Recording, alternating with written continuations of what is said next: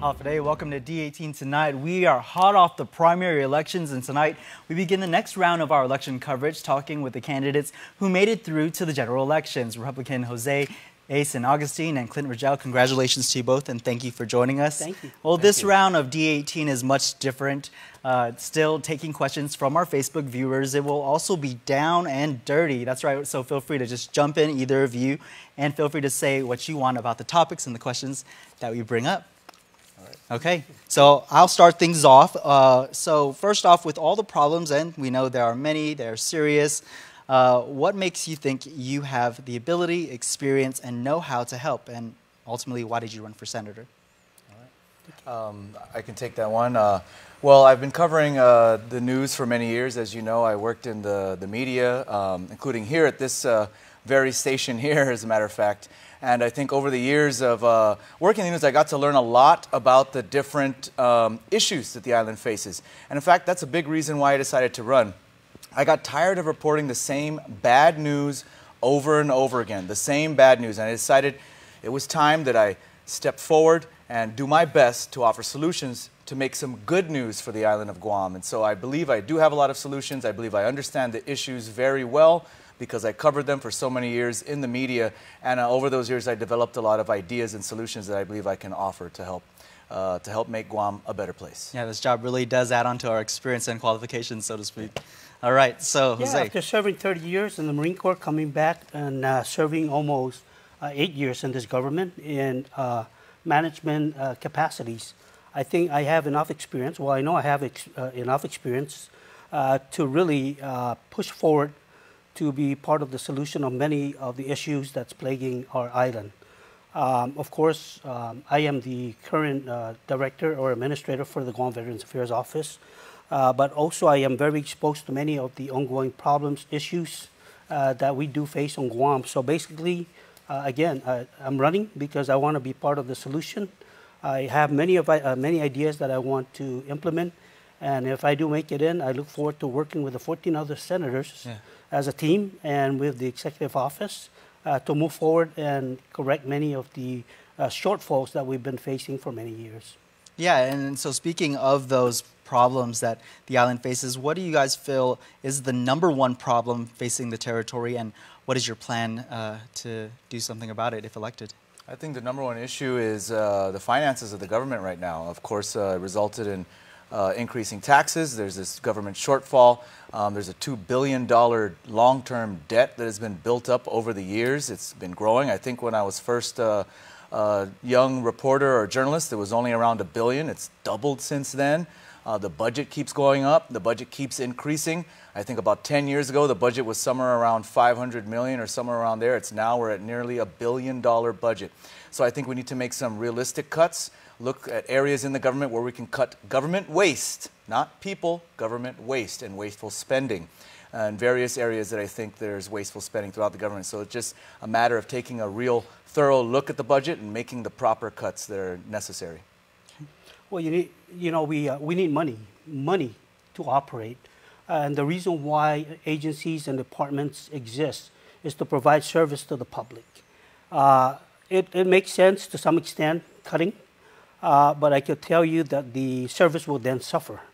I think it would be smart to look at investors, potential investors that want to come to Guam and build a business and be part of building our infrastructure and our economy so that we do not continue to face these challenges that we're seeing for more than 40 years now. Yeah, well, no doubt government finances has been the big thing for our island for decades. Yes. How do either of you plan to handle just the back and forth we've been seeing when it comes to the disconnect between the administration and the legislature to ensure that we have financially Oh, absolutely. That's why I think we need to vote in a Democrat governor and Democrat lieutenant governor, as well as a Democrat majority in the legislature, so that we can work together. Right now, it's been a Republican administration for many years. For 16 years, to be exact, it's been a Republican administration, and they haven't been able to work together with the legislature. So I think with a Democrat governor and a Democrat legislature, we can work together and we can solve the issues. I want to add to a little bit about about government finances and generating revenues and stimulating the economy. Excuse me, economy. Right. I do have some ideas that surround that as well, and that is creating new industries like agriculture, developing an agricultural industry on island that I believe would create new jobs, new revenues, and would overall stimulate the economy. Okay. Well, I beg to differ. You know, the problem is that we have to work together as legislature and as the executive office. You know, we're always going to have this problem, and I'll tell you what, it's unacceptable to my caliber. And that's why I said that I hope that when I make it in, that regardless whether the majority are Democrat, majorities are Republican, and whoever sits in Adelaide. But the idea behind moving this island forward is that the two organizations needs to communicate, need to work together to one solution and not just self-interest because it wasn't my party's idea. All right, thank you both for your responses. We are just getting started. We're going to take a quick break. Keep it right here. D18 Tonight continues after this.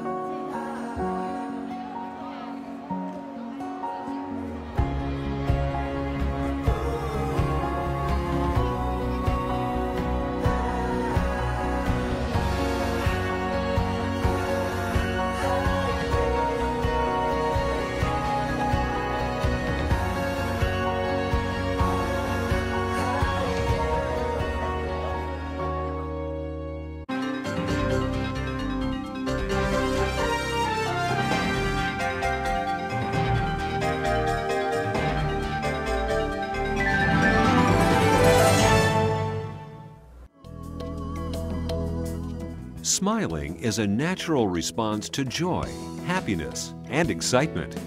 Your smile reveals a lot about who you are. A healthy, beautiful smile can brighten your appearance and be an invitation to conversation and friendship. It is often one of the first things people notice about you. Now, thanks to the advancements in dentistry, you can have the smile you have always wanted, giving you an improved smile that looks and feels great. My silver fillings that I have, they're getting older in my mouth and I need to replace them. So I've started to do that and I've replaced them with the white fillings and I've had really great success with that. It looks good, they feel natural, and it kind of goes hand in hand with the bleaching. I want a white look all around my mouth.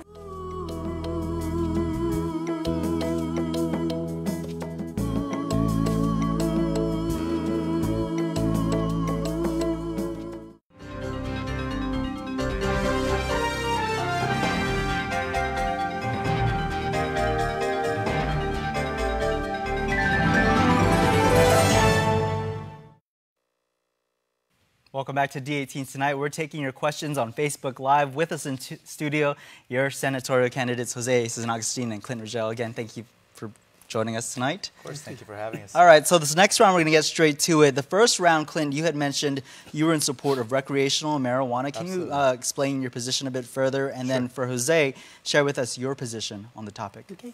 All right, for recreational marijuana, we've seen what it's been capable of doing in the U.S. mainland. It was legalized in states like Colorado, Washington, and California, and they're making a lot of money off of it. Colorado's making a lot of money off of it. That's another way we can solve this fiscal crisis. We've tried with with medicinal marijuana. Unfortunately, for whatever reason, that has not been implemented, even though the people of Guam have spoken. They wanted medicinal marijuana.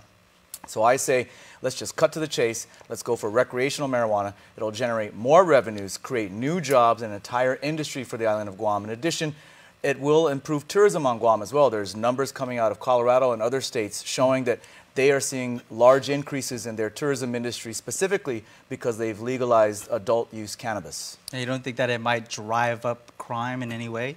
No, there's no data that shows that, as a matter of fact. The data shows quite the contrary. If you regulate it and you tax it, you drive out the criminal element. All right, it's going to be a prolonged, drawn-out process, I'm sure. Jose, your position. So I want to drive forward with establishing what's already law, and that's the medicinal marijuana. I want to give the same respect to how the people voted for medicinal marijuana, for the use of recreational marijuana as well. I think it's always smart to ensure that the people's vote is what matters here, and what I want to do is allow that particular subject to be voted by the people. My stance on it, and I did do a lot of reading, that there are several states that do benefit from it. But the right thing to do as leaders is that we hear the voice of the people, and then we go forward and establish it with what the people want us to do. Okay, so you want the people to speak for that? Absolutely. But would you support if I'll it support moved forward? That's correct. For recreational? For recreational. Okay. Jose, you're also a former DOC director, also currently with Veterans Affairs, as you mentioned. Both agencies definitely in need of resources. And Clinton, you covered a lot of the stories, as you mentioned, working as a journalist. Let's start with DOC. What can be done there to resolve some of their problems? Well, if we legalize recreational marijuana, then all those prisoners who are in jail for marijuana-related crimes won't be there anymore, and we can lower the population in the prison. That's one way to save money right off the bat. In addition to that, the money that's generated from recreational marijuana and other industries that I'm looking to create as well, like the agricultural industry on Guam. We import 90% of our produce right now, when we should be growing 90% of our produce. That would create a whole new industry, new jobs, new revenues, stimulate the economy. We use that money that's coming in from these new industries, and we use that to supplement and fund the government of Guam in places like the Department of Corrections. Excuse me. Okay. So our aggressive approach to approving the people voting for medicinal marijuana, and our aggressive approach moving forward to try to establish recreational marijuana, I would like to see that same aggressive approach to deal with the epidemic ice on Guam. I've learned that a lot of the crimes that are done on Guam stems from ice. And it's starting to be really out of hand. So I know for a fact that we need to build more facilities to deal with this epidemic. We need to address this epidemic before it makes it to court. Right now, it's the court that are making decisions to send these individuals to rehabilitation. I think we should be able to build more rehabilitative facilities so that family members would be allowed to turn in their family loved ones, child or parent, for help, instead of waiting for the court to make that decision, or the family member volunteering on their own. I think it's imperative that the family be involved, because this thing is out of control, and I want to go after it. I want to be able to help the family out there that are being impacted by this, and it's very large numbers. Okay, thank you guys. We're going to take another quick break. D18 Tonight continues in a moment.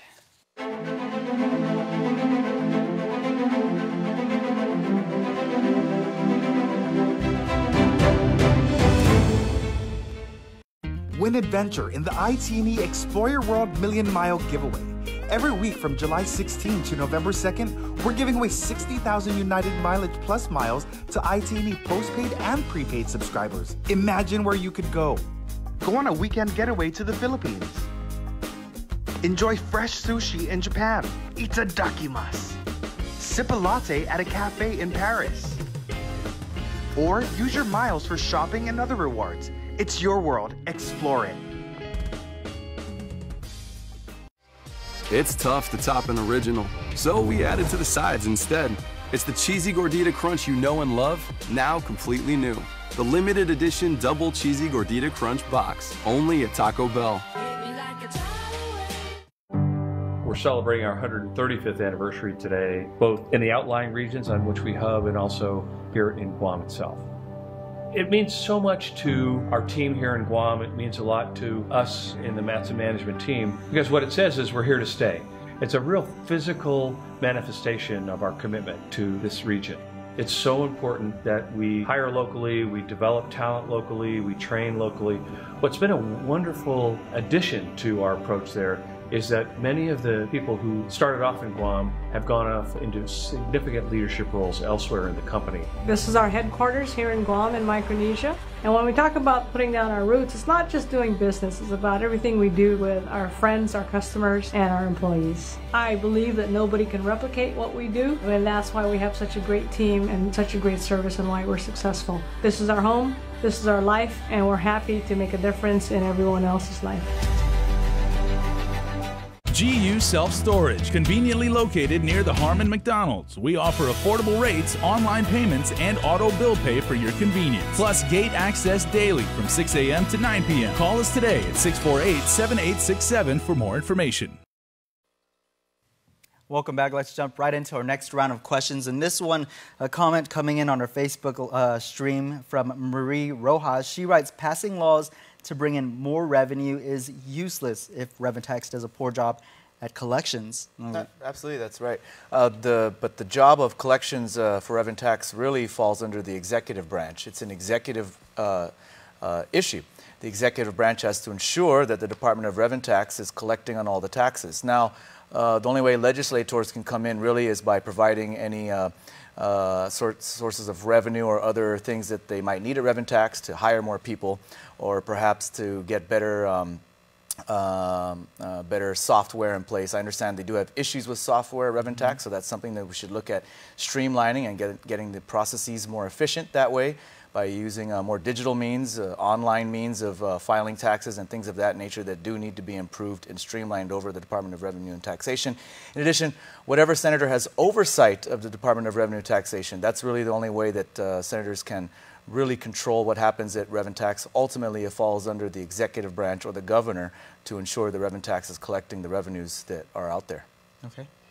So my understanding to this is absolutely they are short of personnel to go out there and do collection, and that's really should not be an excuse. So what needs to be done, again, because we always talk about being transparent, is ensure that they get the personnel that they need to go out there and collect these taxes. Provide them the best tools to monitor those that are delinquent, and go out there and collect the taxes from those that are delinquent. But at the same token, I think it would be smart that every quarter there should be a report that goes out on the paper saying they have not collected because of this reason, and let's find out why. And yes, whoever has oversight should be bringing in the agency and questioning what's happening here. What is it that we could do to help you all go out there and collect the taxes that are due? Definitely. All right, Clynt, you mentioned earlier the agricultural industry. Yeah. Jose, you're a farmer.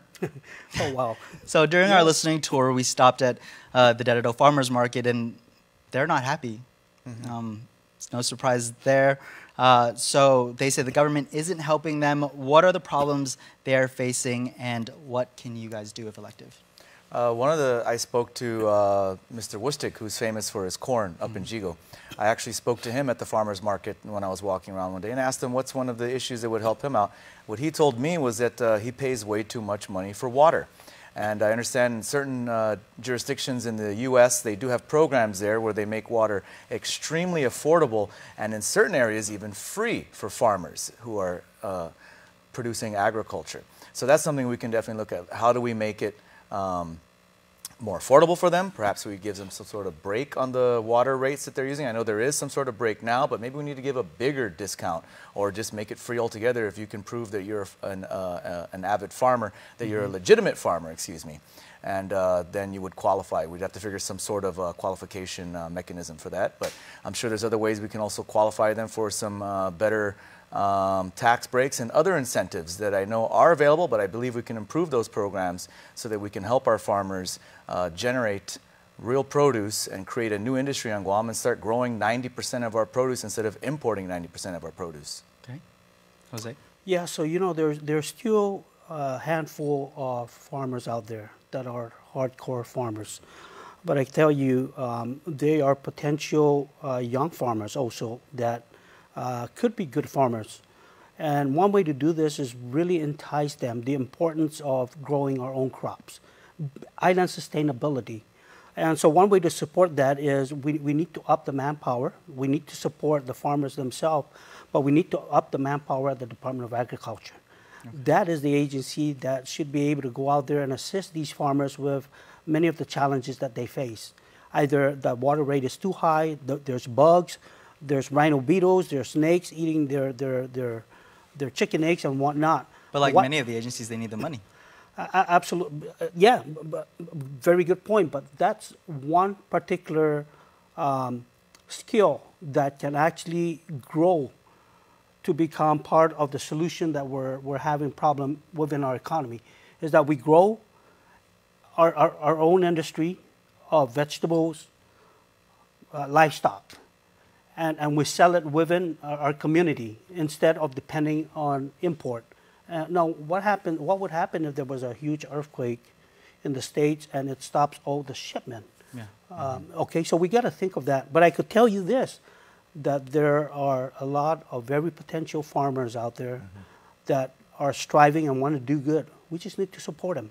All right. And I'm willing to do that. See if help is on the way. We got to take another quick break. Keep it here. D18 Tonight continues after this.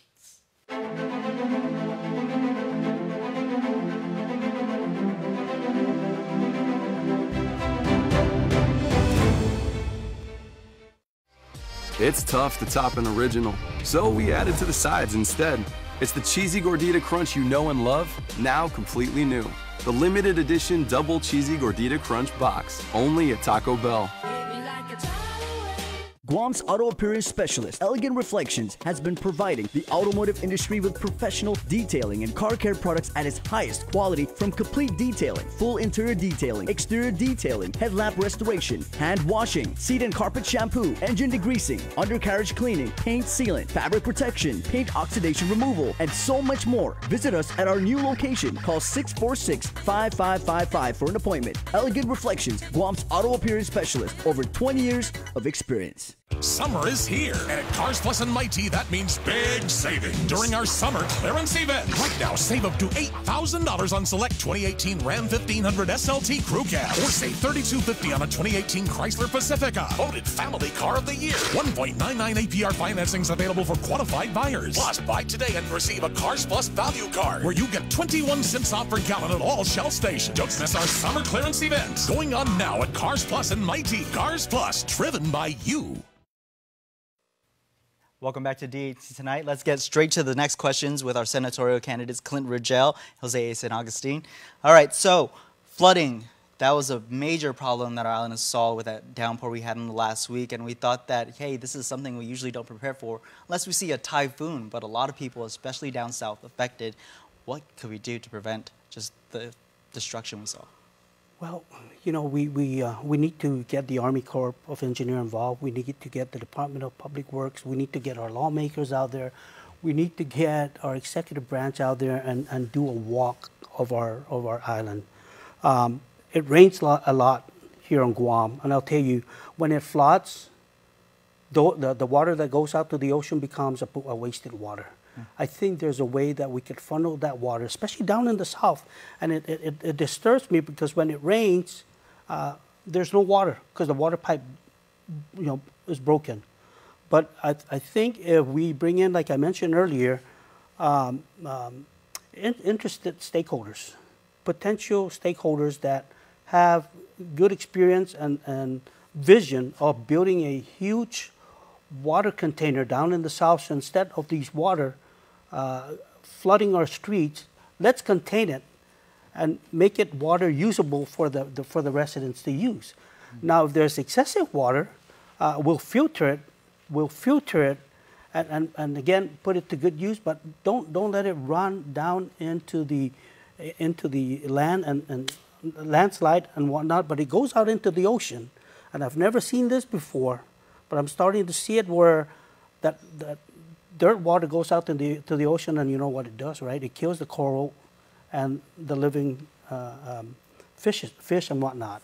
So to answer your question, we need to get stakeholders that are good at this, are willing to invest in containment of the water that is being put to waste. But also we need to look at how can we protect the landslide, especially down south where they continue to endure they have that issue. Soil, yes, into their backyards. So we need to seriously look into that. All right, Clynt? Yeah, I agree with some of that. Definitely, we do need the experts to take a look at it. A lot of the flooding down south, of course, I'm very familiar with. My wife is from the village of Malesu. She's of the Barcenas Doyle family, and in fact, one area where it always floods in the same areas, and they call it Milak when it floods down in Malesu, right, in Chamorro. One of the areas where the Milak always comes is at the Barcenas Apartments area. It's the same area over and over again that gets flooded every year. They know which areas get flooded. And part of it is just an engineering issue of figuring out how to get those culverts designed properly. Those culverts are often getting plugged with debris coming that's washing down the river. Things like, and I see it every time, it's bamboo that's clogging it. Bamboo and other stuff starts to clog it. So usually what the mayor does is he goes down there, he gets a backhoe, and he pulls out as much of the bamboo and the other stuff that's clogging the culvert as much as possible to release the water. So I'm sure there's an engineering fix for it. That's where you need an engineer to look at it. But even going further than that, what Jose was talking about, of course, is the erosion, which is big. I know there are some projects ongoing right now in Geos to help prevent erosion, and a lot of that has to do with planting more native plants and other plants that can hold the soil in. And so that's what we need to do. We need to plant more of the native plants out there in the areas that are getting eroded. We need to encourage people to treat the environment properly, especially discourage hunters from burning a lot of the soil up there. Sometimes hunters burn there. It makes it easier for them to catch the deer, but it's not good for the environment. When it rains, all that vegetation is gone. It washes down into the river. So we need to do a better educational campaign with that, and we need to reforest those areas and also prevent overdevelopment in certain areas that's also leading to this erosion. Wow. All right. So where does the time go? Wish we had more time to ask more questions, and so we'll get right to it. If elected, what committee would you like to be chair on if you're part of the majority? I like public safety and agriculture, and of course the VA and whichever committee they want to put me in. Something that you have experience with. Well, even, you know, it makes you a better person when you're placed somewhere that you've never been exposed. Okay. Clynt? Definitely, I would like agriculture as well as a big part of my platform, but also even if the budget as well, I would be interested in that as well. But you know, we'd all have to see what's out there and who gets elected and who wants what before we really start talking about that. Okay, would you like to just wrap it up? Tell our viewers just a little bit about your leadership style if elected and your call for them to vote. Well, the problem I have is I work too hard. And if elected, I want to work harder. My style is I like to do many things.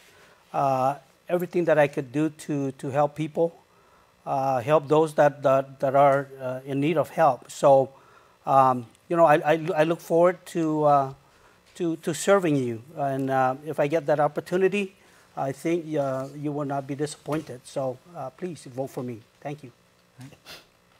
All right, my style is really a style of working together. I feel I work well with anyone from anywhere. I can work together with people. I really believe that even if there's a disagreement over something, as long as we discuss the matter civilly and logically, we can come to a resolution and a conclusion, and we can ultimately find a solution that everyone can live with. Rather than fighting and sticking to our guns nonstop, we need to get together, figure out what each other wants, and let's figure out how we can all resolve the issues and work together collaboratively. All right, your senatorial candidates, Clynt Ridgell, Jose and Agustin, thank you so much for sitting with us again and taking our questions. Congratulations on making it to the general election.